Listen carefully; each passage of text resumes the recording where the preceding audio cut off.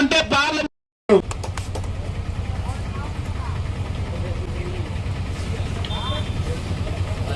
ఇచ్చేస్తామని చెప్పడం కాదు. ఈ రోజు మీరు నిన్న ఒక ముచ్చటగా ఒక హాలిడే ట్రిప్, ఒక ఎంజాయ్ ట్రిప్ కు వచ్చిపోయారు. ఎక్కడికి వచ్చిపోయారు? సోమశిలకు వచ్చిపోయారు. ఆ సోమశిల ఆ పరిస్థితి రావడానికి కోసము కారణం ఇయ్యాడా నరేంద్ర మోడీ నాయకత్వంలో పనిచేస్తున్న భారతీయ జనతా పార్టీ మాత్రమే. 22 సంవత్సరాలుగా మీరు ఏళ్ళ దానికోసం సోమశిల అలా కాలేదు. ఇవాళ 3,000 కోట్ల విలువ చేసే జాతీయ రహదారి మంజూరు చేసింది భారతీయ జనతా పార్టీ మాత్రమే.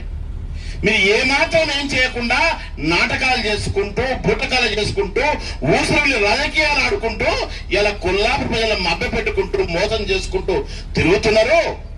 మీరు కూడా మతిమరపు వచ్చింది, మీరు మర్చిపోతున్నారు, మీరు ఎవరైనా గుర్తుపడతలేరు. కాబట్టి ఒక్కసారి మీరిచ్చిన హామీలను గుర్తు చేసి అడగండి అయ్యా ముఖ్యమంత్రి అని చెప్తే మీరు ఒక దురుద్దేశంతో మీరంతా దొంగ నాటకాలతోటి పోయిన నెల ఇదే 4వ తారీఖు పెద్ద నాటకం చేశారు సోమశిల రైతులను. అంత పోలీసులు పెట్టి ఏం చేశారో ఏమో తెలియదు. దానికంతా ఏమైందో ఈరోజు తెలుసు. మళ్ళీ ఈ నెల 4వ తారీఖు మళ్ళీ పెద్ద డ్రామా చేశారు. ఈ డ్రామాలకు వ్యతిరేకంగా కొల్లాపూర్ ప్రజల తరపున నేను అడుగుతున్నా. నేను అడిగింది ఏంది, నేను చెప్పింది ఏంది?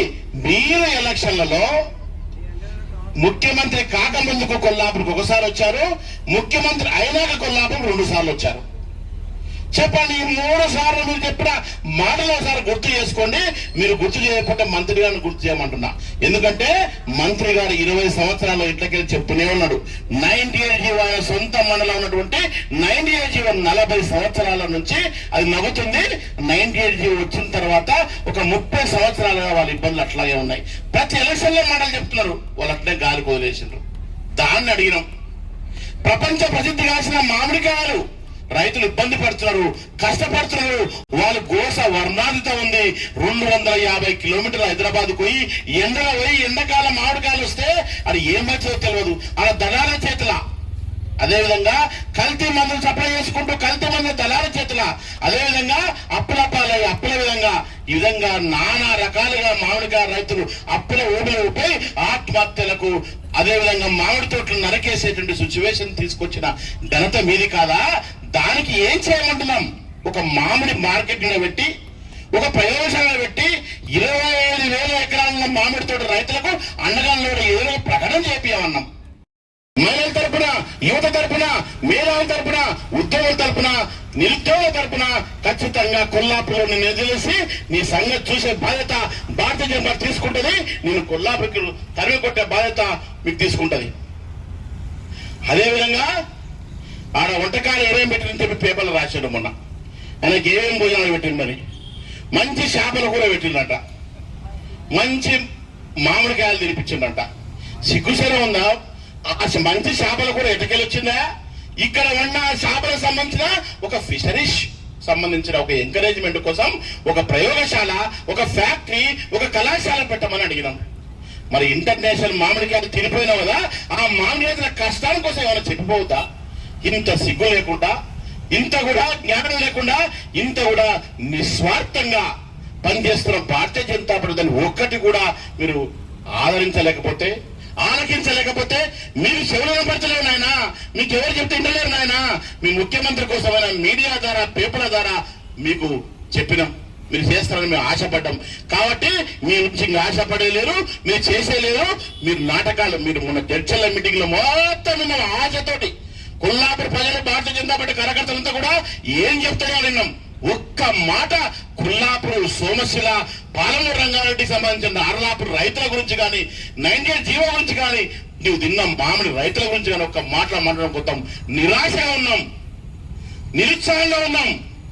అలాంటి పరిస్థితిలో ఈ నిరసన దిగినాం. మేము తీర్చబడేటట్టుగా మీరు చిన్న పనుల గురించి ఈ పనికి రాని విధవలు వచ్చి మాకేం చేయలేదు, కానీ మేము పండించిన పంటను మాత్రం తినిపోతున్నారు అనే చర్చకు తావిచ్చిపోయిందో. ఖచ్చితంగా మీరిచ్చినటువంటి ఏ హామీని కూడా నెరవేర్చేటువంటి దమ్ము మీకు లేదు. 2.5 సంవత్సరాల సమయం మాత్రమే ఉంది. మీకు పనిచేయడానికి అవకాశం ఉన్నది సంవత్సర కాలమే. ఇంతకుముందు మా పెద్దలు మన సుధాకర్ రావు గారు చెప్తా ఉన్నారు, ఈరోజు మంత్రి సొంత మండలంలో శ్రీశైలం ముంపు బాధితులకు ఇవ్వాల్సినటువంటి నష్టపరిహారమే ఇవ్వలేనటువంటి ఈ విధవ పార్టీ భూసేకరణకు డబ్బులు సిద్ధంగా ఉన్నాయి. ఎన్ని రోజులు చెప్తారు రాబాయ్ మీరు? రైతులకు భూసేకరణ చేయండి, ప్రాజెక్టులు నిర్మిస్తాం, భూసేకరణ ద్వారా ప్రాజెక్టులు కడతామంటున్నారు.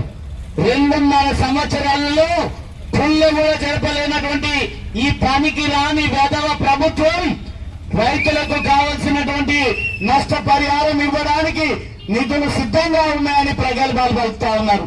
రేవంత్ రెడ్డి, నీ ఊరికి మంచి 4 లైన్ల రోడ్ వేసుకున్నావు, మళ్ళీ హెలికాప్టర్ లో వెళ్తూ ఉంటావు.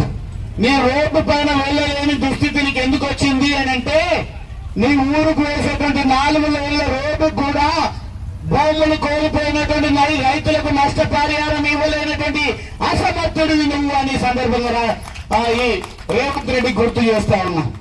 అటువంటి నాయకుడంతా ప్రాజెక్టులను పరుగులెట్టిద్దాం, ఈ పర్యాయమే సాగునీరు అందిద్దామని పెద్ద పెద్ద గొప్ప గొప్ప మాటలు మాట్లాడుతున్నారు.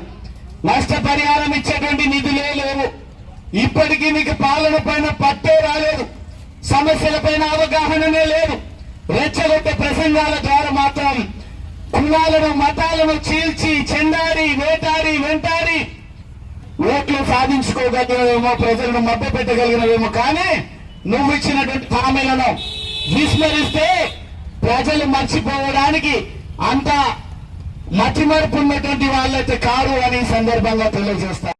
నేను సాధిస్తే ఆ ప్రాజెక్టు కూడా బడ్జెట్ లో నిధులు పెట్టి నేను పునాది రాయి వేసినటువంటి ప్రాజెక్టు కూడా కప్పిస్కరం మట్టి తీయలేనటువంటి ఈ పనికి రాని ప్రభుత్వం అంతా ప్రతి ఎకరాకు సాగునీరు ఇస్తానని ప్రగల్భాలు పలుకుతా ఉంది.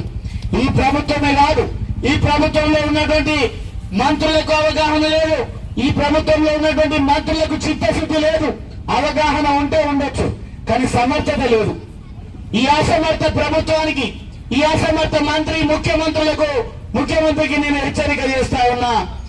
ఇక నీ అరాచకాలకు పులి స్టాప్ పెట్టకపోతే, ఈ అరెస్టులే నీ లక్ష్యం అనుకుంటే ఎంతమందిని అరెస్ట్ చేస్తావో అంతమంది అరెస్ట్ కావడానికి సిద్ధంగా ఉన్నాం.